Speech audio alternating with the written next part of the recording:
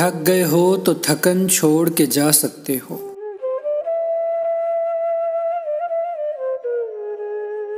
तुम मुझे वाक़यतन छोड़ के जा सकते हो।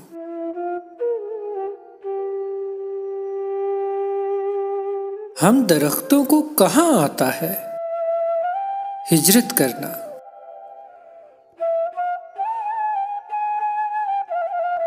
तुम परिंदे हो, चमन छोड़ के जा सकते हो।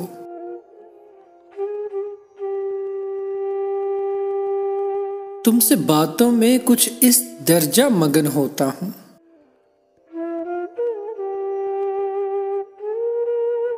मुझको बातों में मगन छोड़ के जा सकते हो।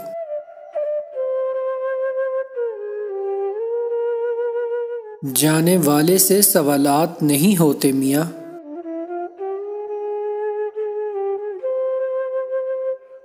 तुम यहां अपना बदन छोड़ के जा सकते हो।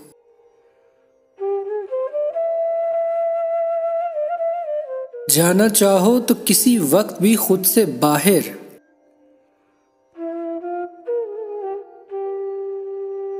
अपने अंदर की घुटन छोड़ के जा सकते हो।